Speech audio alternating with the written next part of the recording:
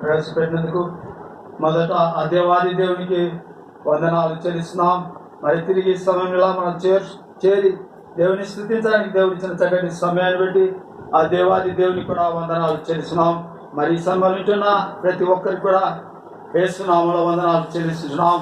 మరి మన దేవుడు పరిశుద్ధుడైన దేవుడు కనుక మరి దినాన అనేక స్థలాల్లో అనేక మంది కూడా మందిరాలు లాక్డౌన్ ద్వారా మూయబడింటుండగా మరి సమయంలో మరి ఎవరి గృహాల్లో వారు, ఎవరి హృదయాల్లో వారు దేవుడిని ఆరాధించడానికి, దేవుడిని స్తుతించడానికి ఆ దేవుడిచ్చిన ఈ సమయాన్ని బట్టి దేవాది దేవునికి కోటి కోటి స్తోత్రాలు చెల్లిస్తున్నాం. మరి సమయంలో ఈ దినాన ఒక అంశముల గురించి మనం ధ్యానించుకోబోతుంటున్నాం. అది సర్వశక్తుడైన దేవుడు.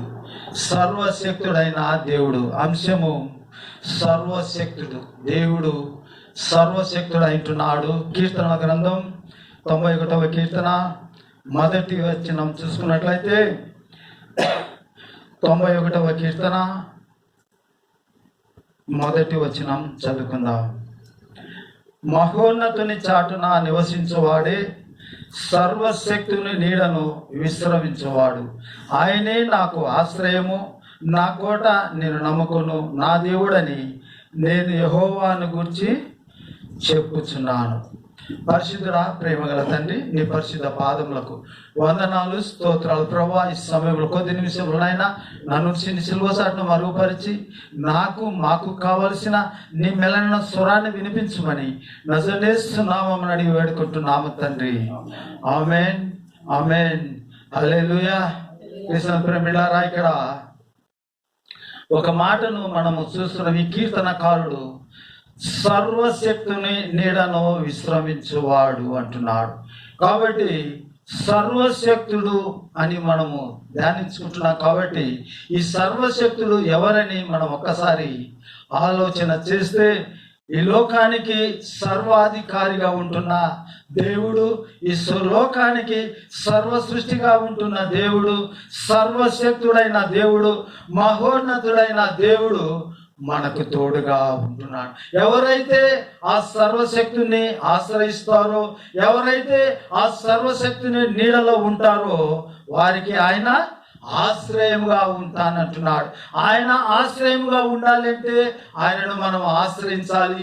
ఆ సర్వశక్తిని మనం ఆశ్రయిస్తే మనకు సమస్తము కూడా ఆయన దయచేస్తాడు, ఆయన మనల్ని కాపాడుతాడు. కాబట్టి ఇలాంటి దేవుడు మనకుంటున్నప్పుడు మనం ఆ సర్వశక్తుని ఆశ్రయించాలి. అందుకే ఆయన సర్వ సృష్టికి ఆధారభూతుడైన దేవుడు. ఆయన లేకుండా ఏది కూడా లేదు, ఆయన లేకుండా ఏది కూడా కలగలేదు. ఆయన సర్వ సృష్టిని కలుగజేసిన వాడు, ఆయన ఆది అంతమున్నవాడు దేవుడు. ఆ దేవుడు మనకు తోడుగా ఉంటున్నాడు. అలాంటి దేవుడు సర్వశక్తుడుగా ఉంటున్నాడు. కాబట్టి ఆయన ఈ లోకానికి, మరి ప్రపంచానికి కూడా ఆయన సర్వశక్తుడైన దేవుడు. అయితే ఈ దినాన జనాలు ఎలా ఉన్నారంటే ఆ సర్వశక్తిని వదిలారు, ఆ సృష్టికర్తను వదిలారు, సృష్టాన్ని పూజిస్తున్నారు. కాబట్టి అనేకులు అనేక విధాలుగా ఆపదలో ఉంటున్నారు, అనేక శోధనలో ఉంటున్నారు, అనేక తొందరలో ఉంటున్నారు. కానీ ఆయనను ఎవరైతే ఆశ్రయించారో, ఆ సర్వశక్తిని నీడలకి ఎవరైతే వచ్చారో వారికి ఆయన ఏ మేలు కొదవయ్యకుండా సమస్తము వారికి దయచేస్తూ వారిని కాపాడుతున్నాడు, వారిని నడిపిస్తున్నాడు, వారిని ఆదరిస్తున్నాడు. చూడండి, ఇలాంటి దేవుడు మనకు తోడుగా ఉంటున్నాడు. అందుకే దేవుడు సర్వ సృష్టికి ఆధారభూతుడైన వాడు. అయితే బుద్ధిహీనులు అంటున్నారు దేవుడు లేడని. బుద్ధిహీనులు తమ హృదయంలో అనుకుంటున్నారు. కాబట్టి దేవుడు లేడు, కాబట్టి మేమే గొప్ప అనుకొని ఈ దినాన దేవుడు సృష్టించిన ఈ సృష్టిని నాశనం చేయడానికి మానవుడు తయారయ్యాడు. అయినా వారు ఎంత రహస్యంగా ఎన్ని వైరస్లు కనిపెట్టినా ఆ దేవుడు ఊరుకునేవాడు కాదు కదా. అవన్నీ కూడా బయటికి రహస్యంగా వారు ఏమైతే అన్ని దాచిపెట్టారో అవన్నీ కూడా వెలుగులోకి వచ్చేటట్లుగా దేవుడు చేస్తుంటున్నాడు. కాబట్టి బుద్ధిహీనులు ఏమనుకున్నా దేవుడు వాటిని బయటికి తెస్తాడు. వారు రహస్యంగా ఏం చేసినా వాటన్నిటిని వెలుగులోనికి తెస్తున్నా ఆ దేవుడు మన దేవుడు అంటే ఆయనే సర్వశక్తుడైన దేవుడు, ఆయనే సర్వాధికారి అయిన దేవుడు, ఆయనే సర్వ సృష్టికి ఆధారభూతుడైన దేవుడు. అందుకే ఆయన మనకు తోడుగా ఉంటున్నాడు, ఆయన మనకు ఆశ్రయముగా ఉంటున్నాడు. చూడండి, సర్వశక్తుడు, ఆయన సర్వ సృష్టికి ఆధారభూతుడు. రెండవదిగా సర్వశక్తిని నీడ అంటున్నాడు. ఆయన నీడలో మనము ఉంటే మనకు ఏమి కూడా అపాయము రాదంటున్నాడు. దేవుడు అంటున్నాడు, ఏ తెగుళ్ళు మీ గుడారమును సమీపించనీయను అంటున్నాడు. ఎవరైతే ఆయనను ఆశ్రయిస్తారో, ఎవరైతే ఆయన నీడలోకి వస్తారో, ఆయన విడువక ఎడబాయక కాపాడే దేవుడుగా ఆయన ఉంటున్నాడు. ఆయన నడిపించే దేవుడు, ఆయన ఆదరించే దేవుడు అంటున్నాడు. అందుకే ఆ సర్వశక్తిని నీడన విశ్రమించునంటున్నా. ఎవరు అంటే సర్వశక్తిని ఆశ్రయించేవాడు మహోన్నతుని చాటున నివసించేవాడు అంటున్నా. కాబట్టి ఆయనను ఆశ్రయించే వారందరూ కూడా మహోన్నతుని చాటున నివసించేవారుగా ఉంటారు అంటున్నా. కాబట్టి ఈ లోకంలో మనకు ఏమి ఉన్నా ఏమి లేకపోయినా ఆ మహోన్నతుని చాటున నివసిస్తే చాలు, మనకు ఆయన అన్ని కూడా సమకూరుస్తాడు. చూడండి, పరిశుద్ధ గ్రంథంలో ఒక లాక్డౌన్ మనం చూసుకున్నట్లయితే అక్కడ ఒక రాజుతో ఒక ప్రవక్త చెబుతున్నాడు. అహాబు రాజుతో ఏలియా ప్రవక్త ఏం చెప్తున్నాడు అంటే, అహాబు చేసిన దేవునికి వ్యతిరేకమైన చేసిన విగ్రహాలను బట్టి దేవుడు ఏలియా అహాబు అంటున్నాడు కోపంతో, 3.5 సంవత్సరంలో భూమి వర్షం ఇవ్వదు అన్నాడు. క్రీస్తు ప్రియులారా, 3.5 సంవత్సరములు దేవుడు ఆకాశాన్ని లాక్డౌన్ చేశాడు. లాక్డౌన్ చేస్తే వర్షం లేదు, పంటలు లేవు, ఏమి లేవు. ఎలా జీవిస్తున్నారు? అది దేవుని ఎరగని వారు, దేవుని మహోన్నతిని ఆశ్రయించిన వారు లాక్డౌన్లో నశించిపోయారు. మరి ఏలియాకు దేవుడు ఒక ఆజ్ఞాపిస్తున్నాడు, నువ్వు వెళ్ళు, సరేపత గ్రామానికి వెళ్ళు, అక్కడ ఒక విధవరాలు కనబడుతుంది, ఆమె పుల్లలు ఏర్పుంటుంది, ఆమె దగ్గరికి వెళ్ళు, ఆమె ఏమైతే చెప్తుందో ఆమెతో మాట్లాడండి. ఏలియా వెళ్ళాడు. సారపతు గ్రామంలో ఆ విధవరాలను కనుగొన్నాడు. అమ్మా, నాకు కొంచెం నీళ్ళు ఇవ్వు. ఆమె నీళ్ళు ఇవ్వడానికి వెళ్ళేది. మళ్ళీ వెంటనే చెప్తున్నాడు, అమ్మా నాకు ఒక అప్పం చేసుకొని తీసుకురా. ఆమె నిజం చెప్తుంది, అయ్యా కొంచెమే ఉండింది, కొంచెమే ఉండింది, ఈ పిండితో రొట్టె అప్పం చేసుకుని తిని చనిపోవాలని ఉన్నామయ్యా అంటుంది. బిడ్డారా, ఆ విధవరాలు కూడా దేవుని నీడను ఆశ్రయించింది, మహోన్నతుని చాటున నివసించింది. కాబట్టి దేవుడు ఏలియాను ఆ విధవరాల దగ్గరికి పంపించాడు. ఆ విధవరాలు ఆమె చెప్పిన వెంటనే సరేనయ్యా అని చెప్పి ఆమె అప్పము చేసుకొని నీళ్ళు తెచ్చి ఆయనకి ఇచ్చింది. సేవకుడు తిన్న వెంటనే చూడండి, 3.5 సంవత్సరాలు ఆ కుండలో పిండి అయిపోలేదు, కుండలో నూనె అయిపోలేదు, పాత్రలో పిండి అయిపోలేదు. ఎంత అద్భుతం! 3.5 సంవత్సరం తిరిగి ఏలియా వచ్చాడు. రాజుకు చెప్తున్నాడు, వర్షం వస్తుంది. 3.5 సంవత్సరాల తర్వాత లాక్డౌన్ తీసివేయబడింది, వర్షం కురిసింది. ఒక్కసారి మనం ఆలోచన చేద్దాం. దేవుడు ఈ లాక్డౌన్లో మనం అనుకోవచ్చు, మాకు ఎవరు తోడు, మాకు ఎలా జరుగుతుంది అని. ఆయన నీడను ఆశ్రయించే వారికి ఆయన విడువక ఎడవాయక కాపాడే దేవుడు అంటున్నాడు. ఆయన అలా కాపాడుతూ ఆయన రక్షణలో మనల్ని నడిపిస్తున్నాడు. అందుకే ఆయన నీడలో నివసించే వారికి ఆయన ఆశ్రయముగా ఉంటున్నాడు. చూడండి, 2వ వచనం చూసుకున్నట్లయితే ఆయనే నాకు ఆశ్రయము అంటున్నాడు. ఈ భక్తుడు ఆయన ఆశ్రయించాడు కాబట్టి, ఆయన నీడన సర్వశక్తిని నీడను ఆశ్రయించాడు కాబట్టి ఆయనే నాకు ఆశ్రయం అంటున్నాడు. ఆయనే నా కోట, నేను నమ్ముకొని నా దేవుడు అని చెప్తున్నాడు. కృష్ణులారా, యెహోవాను గురించి ఈ మాటలు భక్తులు చెప్తున్నారు. ఆయన ఆశ్రయించిన వారు కూడా మనకు కూడా ఆయన తోడుగా ఉంటాడు అంటున్నాడు. కాబట్టి ఆ దేవుడు మనకు తోడుగా ఉంటున్నాడు. ఆ దేవుడు మనకు తోడుగా ఉంటున్నప్పుడు మనం ఏం చేయాలి, మనం ఎలా ఉండాలి అని ఒక్కసారి మనము ఆలోచన చేసుకుంటే, దేవుడు సర్వశక్తుడైన దేవుడు, సర్వాధికారి అయిన దేవుడు మనకు తోడుగా ఉంటున్నాడు. ఇలాంటి దేవుడిని మనం ఆరాధించే వారు ఉంటున్నావా, ఎలా ఉంటున్నావా ఒక్కసారి మనం పరీక్ష చేసుకుందాం. చూడండి, అదే ఋతు గ్రంథం 1వ అధ్యాయం 21వ వచనం చూసుకున్నట్లయితే, ఋతు గ్రంథం 1వ అధ్యాయం 21వ వచనంలో, నేను సమృద్ధి గలదానని వెలితిని, యెహోవా నన్ను రిక్తురాలునిగా తిరిగి రాజేశాను అంటున్నాడు. నయోమి కరువు దేశం కానాన్లో కరువు వచ్చింది, ఆమె విడిచి వెళ్తుంది. కానాను విడిచి ఆమె వెళ్ళినప్పుడు చూడండి ఎంత కష్టపడుతుంది, ఎంత బాధపడుతుంది.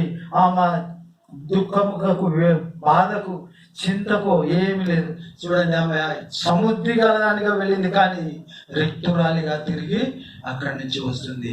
ఇక్కడ కరువు వచ్చింది. కరువు వచ్చిన ఇక్కడ ఉన్న జనాలన్నీ కూడా భయపడిపోలేదు, కానీ ఆ జనాలందరూ దేవుని ఆశ్రయించారు, మహోన్నతుని నివసించారు. కాబట్టి వారికి కరువులో కూడా ఏ కొదువ లేకుండా దేవుడు వారిని కాపాడారు. వీరు కరువు వచ్చిందని భయపడారు, మోయాబు దేశానికి వెళ్ళారు. కృష్ణ బిడ్డలారా, అక్కడ కరువు రావడం కాదు కదా, ఆమె సమస్తమును కోల్పోయి రిక్తురాలుగా తిరిగి వచ్చినట్లుగా చూస్తుంటున్నాం. అంటుంది, నేను సమృద్ధి గలదాన్ని వెళితిని, కానీ యెహోవా నన్ను రిక్తురాలునిగా తిరిగి రాజేశాను. ఇంకా నన్ను ఏమి కూడా మీరు బాధపడాల్సిన పని లేదు అంటున్నా.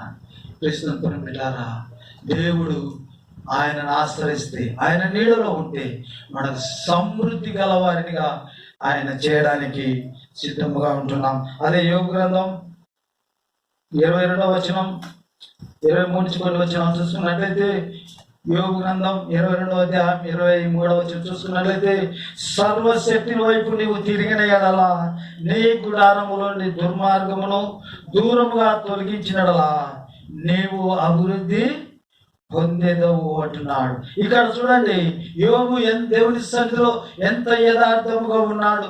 ఎంత యథార్థముగా ఉన్నా ఆ దేవుడు మరి అపవాది యోబును శోధిస్తుంది. అయినా చూడండి ఏమంటున్నాడు, సర్వశక్తిని వైపు నీవు తిరిగిన ఎడల నీ గుడారములోని దుర్మార్గమును దూరంగా తొలగించినట్లా నీవు అభివృద్ధి పొందేదవు అంటున్నాడు. కాబట్టి సర్వశక్తిని వైపు తిరగమంటున్నాడు. సర్వశక్తిని వైపు మనం రావాలి అంటున్నాడు. మనకి ఎన్ని శోధనలు ఉన్నాయి, ఎన్ని కష్టాలు ఉన్నాయి, ఇబ్బందులు, బాధలున్నా ఆయన వైపు తిరిగితే ఆయన మనకు ఆశ్రయంగా ఉంటాడు. చూడండి, నీవు అభివృద్ధి పొందేదవు అంటున్నాడు. ఆయన వైపు తిరిగితే అభివృద్ధి పొందిస్తాడు అంటున్నాడు. ఆయన వైపు తిరిగితే ఆశీర్వాదిస్తాను అంటున్నాడు. ఆయన వైపు తిరిగితే మనలను ఆయన సన్నిధిలో నడిపించుకుంటానంటున్నాడు. కృష్ణ బిడ్డలారా, మనము ఆయన ఇచ్చే దీవెనలు, ఆశీర్వాదాలు పొందుకోవడం కాదు, కానీ ఆయనలో ఉంటే సర్వ సమృద్ధి మనకు ఇవ్వడానికి ఆయన సిద్ధముగా ఉంటున్నాడు. ఏ స్థితిలో మనం ఉంటున్నాం, ఎలాగో మనం ఉంటున్నాం అనేది ఒక్కసారి మనము ఆలోచన చేసుకుందాం. అదే యోబు గ్రంథం 27వ అధ్యాయం 10వ వచనం చూసుకున్నట్లయితే, యోబు గ్రంథం 27వ అధ్యాయం 10వ వచనం అంటున్నాడు, వాడు సర్వశక్తిని యందు ఆనందించిన వాడు అన్ని విషయములలో దేవునికి ప్రార్థన చేయునా దేవుని హస్తమును గురించి నేను మీకు ఉపదేశించేదను, సర్వశక్తుడు చేయు క్రియలను నేను దాచిపెట్టను అంటున్నాడు. సర్వశక్తుడు మన పట్ల ఏం చేస్తున్నాడు, దేవుడు నాకు ఇది చేశాడు, దేవుడు ఈ కార్యం చేశాడు, దేవుడు మమ్మల్ని ప్రేమించాడు కాబట్టి అని మనం దేవుడు చేసిన కార్యం, సర్వశక్తుడు చేసిన కార్యం గురించి మనము దాచిపెట్టకుండా చెప్పుకోవాలి. కొంతమంది సాక్ష్యం చెప్పమండి, దేవుడు చేసిన మేలు చెప్పడానికి భయపడతారు, సిగ్గుపడతారు. కానీ మనం ఏ విషయంలో కూడా సిగ్గుపడని అవసరం లేదు. మన దేవుడు సర్వశక్తుడైన దేవుడు, మన దేవుడు సర్వాధికారి అయిన దేవుడు. అందుకే ఆయన మనలను ప్రేమిస్తున్నాడు, ఆయన సమృద్ధిని దయచేస్తున్నాడు. ఆయన చేసిన మేలు దేన్ని కూడా దాచిపెట్టకుండా ఉండండి అని చెప్తున్నాడు. చూడండి, అదే 27-13 వచనంలో చూసుకున్నట్లయితే, దేవుని వలన భక్తిహీనులకు నియమబడిన భాగము ఇది బాధించు వారి శక్తి సర్వశక్తి వలన పొందు స్వాస్థ్యము. ఎవరైతే దేవుళ్ళు ఉంటారో వారికి సమృద్ధి, శాస్త్రము, అభివృద్ధి ఇస్తా అంటున్నాడు. చూడండి, దేవుని వలన భక్తిహీనులకు నియమిపెట్టిన భాగ్యం ఇది అంటున్నాడు. ఏది ఆ భాగ్యం అంటే సర్వశక్తిని పొందిన వలన బాధ. ఇది బాధించేవారు వారికి బాధను కలుగుతుంది. లోకానుసారమైన బాధల్లో వారు ఉంటున్నారు, లోకానుసారమైన ఇష్టానుసారంగా జీవిస్తున్నారు. కాబట్టి వారికి అన్ని బాధలే. కాబట్టి ఆ బాధలు సర్వశక్తిని వలన వారు ఆ బాధలు పొందుకుంటున్నారు. సర్వశక్తిని వలన బాధలు పొందుకుంటున్నారు. భక్తిహీనులకు బాధలు కలుగుతాయంటున్నాడు. సర్వశక్తిని ఆశ్రయించే వారికి ఆయన ఆశీర్వాదాలు కలుగుతాయి. చూడండి 14 వచనంలో, వారి పిల్లలు విస్తరించినది ఖడ్గం చేత పడుటకే కదా, వారి సంతానములకు చాలినంత ఆహారము దొరకదు అంటాడు. భక్తిహీనులకు ఇవన్నీ కూడా జరుగుతాయి. ఇవి జరిగినప్పుడు మీరైతే నా యందు విశ్వాసం కలిగి నన్ను ఆశ్రయించండి, నాలో నివసించండి అని దేవుడు మనలను హెచ్చరిస్తున్నా. ఏ స్థితిలో మనం ఉంటున్నాం, ఎలాగో మనం ఉంటున్నాం అనేది మనం ఒక్కసారి పరీక్ష చేసుకున్నట్లయితే దేవుడు మనను ప్రేమిస్తున్నాడు, దేవుడు మనల్ని కాపాడుతున్నాడు. అందుకే ఈ దేవుడు మనలను సర్వశక్తిని నీడను ఆశ్రయించేవారుగా ఉంటున్నాడు. కాబట్టి మరి రెండవదిగా చూసుకుంటే ఆయన నీడ. చూడండి, కోడి తన పిల్లలను తన రెక్కల కింద ఎలా దాచుకునో అలాగున దేవుడు తన పిల్లలను తన రెక్కల కింద దాచుకుని. చూడండి 191వ కీర్తన 3వ వచనంలో, వేటకారి ఉరిలో నుండి ఆయన నిన్ను విడిపించును, నాశనకరమైన తెరుగు రాకుండా నిన్ను రక్షించును, ఆయన తన రెక్కలతో నిన్ను కప్పును, ఆయన రెక్కల కింద నీకు ఆశ్రయము కలుగును, ఆయన సత్యమును కేడమును డాలునై ఉన్నాడు. ఆయన చూడండి, వేటకారును ఉరిలో నుండి వాళ్ళను విడిపిస్తానంటున్నాడు. నాశనకరమైన తెలుగు వచ్చినప్పుడు మనకు రాకుండా రక్షిస్తానంటున్నాడు. ఆయన రక్షకుడుగా ఉంటున్నాడు. రక్షకుడు మనల్ని విడిపిస్తాడు. రక్షకుడైన ఆ యేసు ప్రభు, యేసే రక్షకుడు, యేసే విమోచకుడు, ఆయన విడిపించే దేవుడు అంటున్నాడు. కాబట్టి ఆ యేసు మనలను విడిపించడానికి సిద్ధముగా ఉంటున్నాడు. ఆయన నీడను ఆశ్రయిస్తే మనకు విడుదల కలుగుతుంది. మనము ఉరిలో నుండి తప్పింపబడతాం, మనము రక్షింపబడతామని దేవుడి వాక్యము సెలవిస్తుంది. కాబట్టి ఆయన రెక్కలతో నిన్ను కప్పును, ఆయన రెక్కల కింద మనకు ఆశ్రయము కలుగునట్టున్నాడు. ఆశ్రయించే దేవుడు ఆయన మనల్ని కాపాడుతున్నాడు. ఆయన చూడండి, ఆయన రెక్కల కింద మనకు ఆశ్రయం కలుగుతుంది. ఆయన సత్యమును కేడమును డాలునై ఉన్నాడని. కాబట్టి ఆయన సత్యం అంటాడు. యేసు ప్రభు చెప్తున్నాడు కదా, నేనే మార్గము, నేనే సత్యము, నేనే జీవం. మార్గమైన నాలో మీరు నడుచుకుంటే, మార్గమైన నాలో మీరు జీవిస్తే, నేను మార్గమే కానీ నేను మతము కాదు అంటున్నాడు. కాబట్టి ఆ మార్గంలో మనం నడవాలి అంటే మనం ఏ కులము, ఏ మతము, ఏ జాతి అని లేదు, కానీ మానవ జాతి ఒక్కటే ఉంటున్నది. ఆ మానవ జాతికి ఒక్కటే మానవుడైన యేసు క్రీస్తు లోకానికి మార్గం చూపించడానికి రక్షకుడు వచ్చాడు. ఆయన అంటున్నాడు, నేనే మార్గం, మీరు నా మార్గంలో నడుచుకుంటే సత్యమును తెలుసుకుంటా. సత్యము సర్వసత్యంలోనికి మనం నడిపిస్తుంది. సత్యం అనగా ఏమంటే యేసు ప్రభు అంటున్నాడు, నేనే సత్యము. సత్యమైన నన్ను మీరు తెలుసుకోవడమే, సత్యమైన నన్ను ఎరుగుట యేసు నిత్య జీవం అంటున్నాడు. కాబట్టి సత్యమైన యేసు ఎరిగితే నిత్య జీవంలో మనం పాలు పొందడానికి ఆస్కారం ఉంటుంది. అందుకే చూడండి 91వ కీర్తన 5వ వచనంలో, రాత్రి వేళ కలుగు భయమునకైనను, పగటి వేళ ఎగురు బాణమునకైనను, చీకటిలో సంచరించే తెగులకైనను, మధ్యాహ్నమందు పాడు చేయి రోగమునకైనను నీవు భయపడకుందువు. ఎలా? రాత్రి వేళ కలిగే భయానికి, పగటి వేళ ఎగిరే బాణానికి. ఈ దినాల్లో చూడండి, రాత్రుల్లో మరి ఏం జరుగుతుందో భయంగా ఉంటుంది. పగులు కూడా ఏ బాణాలు అమ్ములు వేస్తారో, ఏ బాంబులు వేస్తారో అని భయం కలుగుతోంది. ఈ దినాల ఒకరిని చంపడానికి ఎన్నో బాంబులు కనిపెట్టుతున్నారు, విషవాయువులతో ఉంటున్నవి. కాబట్టి ఈ దినాన ప్రపంచ దేశాలన్నీ కూడా ఎవరిని చంపుదామా, ఎవరిని నాశనం చేద్దామని వారైతే చూడండి, నిన్న చూపించారు ఈ టీవీలో, చైనా దేశము, అమెరికా దేశము వారు దాచిపెట్టిన వైరస్లన్నీ సముద్రంలో ఉన్నవి. అన్ని బయట ఒక్కటి కూడా లేదు, కానీ అన్ని సముద్రంలో ఉన్నాయి. అవి చైనా వాడు అంటున్నాడు, లేదు అమెరికా వాడే ఈ వైరస్ను పంపించాడు అని. అయితే అమెరికా వాడు అంటున్నాడు, లేదు చైనా వాడు పంపిస్తారు. రాని వారు ఒకరికొకరు వచ్చారు. చైనా వాడి దగ్గర చాలా ట్రిప్పులు ఉన్నాయి. ఇక మొబైల్ చూడండి, జియో మొబైల్లో ఒక చిప్పు పెట్టాడు. ఆ చిప్పు మనం ఏమేమి మన బ్యాంక్ అకౌంట్ కూడా వారికి తెలుస్తాయి, దాంట్లో ఉన్నాయి. కాబట్టి ఎంత చక్కగా వాడు అన్ని కనిపెట్టాడు. అమెరికా దేశానికి ఏమేమి సామాన్లు పంపిస్తున్నాడో దాంట్లో ఒక చిప్పు పెట్టి పంపాడు. ఆ పంపడం వల్ల ఏముందంటే వాడు ఎక్కడెక్కడ ఏమేమి దాచిపెట్టాడో అవన్నీ కూడా వాడికి అక్కడ తెలుస్తా ఉన్నాయి. చూడండి, బుద్ధి లేని వానికి ఎంత జ్ఞానం, అది చివరికి ఏమైందంటే వాని జ్ఞానం వానికే బయట పెట్టింది. వారి దేశంలో ఉన్న వారి సత్యాన్ని బయలుపరిచారు. అన్ని కూడా వుహాన్ సిటీలో వాళ్ళు ఉంచిన ఆ బండారంలో వైరస్లు ఉన్నాయి. కానీ దేవుడు వాటన్నిటిని వెలుగులోకి తెచ్చినట్లుగా మీరు రహస్యంగా పెట్టారు, అన్ని వెలుగులోకి తెచ్చి అందరూ చూసే విధంగా దేవుడు వాటిని అన్నిటిని వెలుగులోకి తెచ్చాడు. కాబట్టి ఆయన వెలుగులో రక్షించే దేవుడు, వెలుగులో అని బయలుపరిచే దేవుడు. వారు ఏమి రహస్యంగా చేసినా దేవుడు వాటన్నిటిని బయటకు తెస్తున్నాడు. కాబట్టి ఆ దేవుడు మరి చీకట్లో ఉండేవాడిని కాదు, కానీ ఆయన వెలుగులోనికి నడిపించే దేవుడు, ఆయన వెలుగును కలగజేసే దేవుడు, ఆయన కాపాడే దేవుడు అంటున్నాడు. అందుకే చూడండి, చీకట్లో సంచరించు తెగులకైనాను మధ్యాహ్నమును పాడు చేయు రోగమనేకును నీవు భయపడకు. మనం చూడండి, దినాల్లో జనాలు అందరూ ఎంత మందిగా భయపడుతున్నారంటే ఈ కరోనా వైరస్ను బట్టి చూసినప్పుడు చెప్పలేకపోతున్నాం. అయినా దేవుడు అంటున్నాడు, మీరు నన్ను ఆశ్రయించారు కాబట్టి ఏ తెగులు మీ గుడారాలను సమీపించదు, ఏ తెగులు మిమ్మల్ని సమీపించదు, మీరు భయపడవలసిన అవసరం లేదు అంటున్నాడు. అది ఎన్ని కూడా జరగవలసి ఉన్నవి అని మత్తయి సువార్త 24వ అధ్యాయంలో యేసు ప్రభు ఈ లోకంలో ఉన్నప్పుడు ఆయన చెప్పాడు, లోకంలో ఎన్ని జరుగుతాయి, ఇవి జరుగుతున్నప్పుడు మీరు భయపడగాకండి, మీరు మెలకువగా ఉండండి, మీరు నా కొరకు ఎదురు చూడండి, నేను ద్వారం వద్ద ఉన్నాను, నా రాకడ బహు సమీపం ఉంది, కాబట్టి ఇవన్నీ జరుగుతాయని మీరు మెలకువగా ఉండి భయముతో ఉండండి,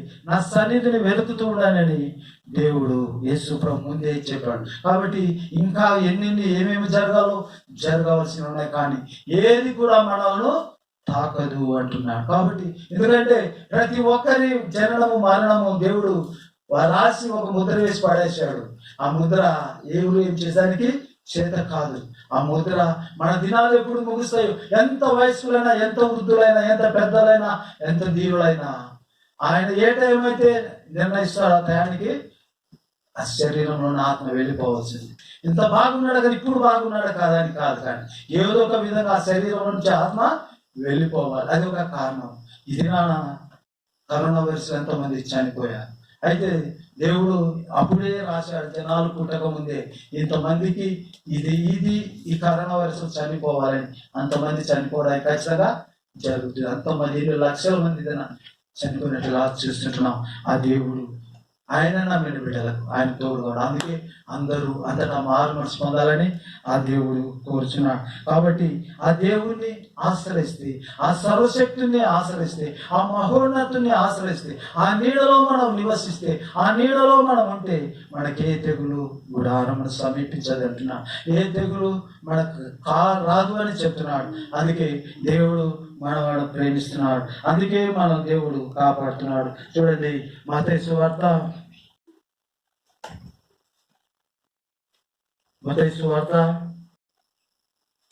21వ అధ్యాయం 22-23 చూసుకున్నట్లయితే, ఆలకించుడి, కన్యక గర్భవతి కుమారుని కనును, ఆయనకు ఇమ్మానుయేలను పేరు పెట్టును అని ప్రభువు తన ప్రవక్త ద్వారా పలికిన మాట నెరవేరునట్లు ఇదంతయు జరిగెను.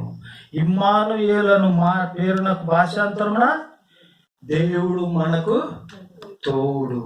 ఇది ఎన్నో సంవత్సరాల క్రిందట ప్రవచించిన ప్రవచనం ఆ నెరవేరింది. ఈ నెరవేర్చిన ప్రవర్తన ఇక ముందు కూడా జరుగుతుంది. కాబట్టి ఆయన ఇమ్మానుయేలుగా ఈ లోకానికి వచ్చాడు. దేవుడు మనకు తోడుగా ఉంటున్నాడు, దేవుడు మనకు కాపరిగా ఉంటున్నాడు, దేవుడు మనల్ని ఆదరిస్తున్నాడు, దేవుడు మనం నడిపిస్తున్నాడు. కాబట్టి ఇలాంటి దేవుడు మనకు తోడుగా ఉన్నప్పుడు, ఇలాంటి దేవుడు మనం ఆశ్రయంగా ఉంటున్నప్పుడు మనం ఏం కూడా భయపడకూడదు. మనం భయపడవలసిన అవసరం. అందుకే ఆ కీర్తనలు అంటున్నాడు, మీరు ఎన్ని జరిగినప్పుడు భయపడకూడదు అంటున్నాడు.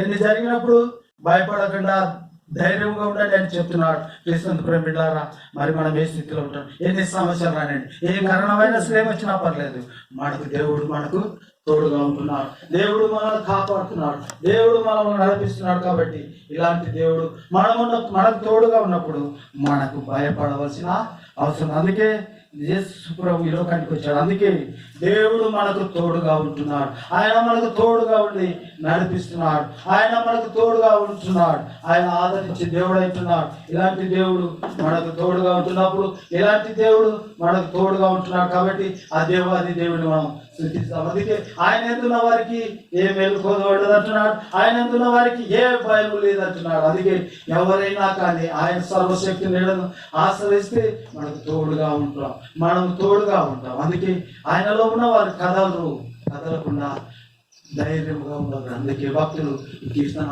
రాస్తున్నాడు. కదలకుందువు సియోను కొండవల్లి, బెదరకుందువు బలమైన అనే దేవుడు. ఆయన భక్తుడు ఆయనలో ఉన్నాడు కాబట్టి నేను కదల్చబడను, నేను భయపడను, నేను దిగులు పడనని భక్తులు పాడుతున్నాడు. ఆ భక్తులు పాడుతూ దేవుడిలో తన్మయమై జీవిస్తున్నాడు. దేవుడు మనల్ని ప్రేమిస్తున్నప్పుడు మనం దేవుడి సన్నిధిలో, మనం ఆయన సన్నిధిలో ఎదురు చూసేవారు ఉండాలి. అందుకే భక్తులు పాడిన పాట పాడుకుంటూ దేవుడిని కదలకుందు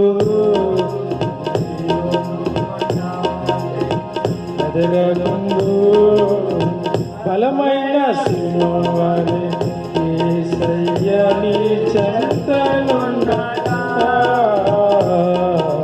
ఏ చింత నీకి లేదుగా, యేసయ్య నీ చెంతనుండగా,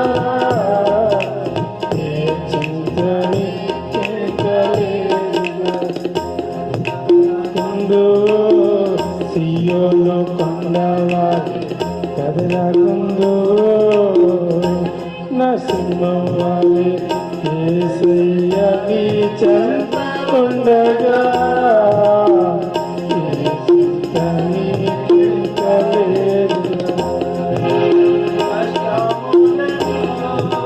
కలుగుచుండినా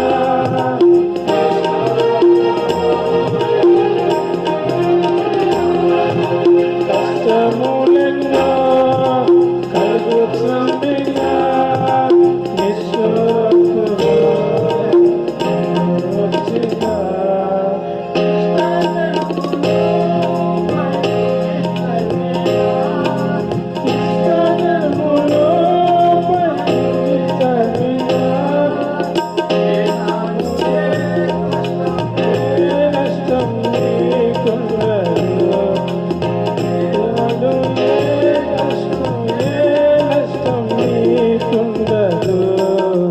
కదలకుందు సియోను కొండవారి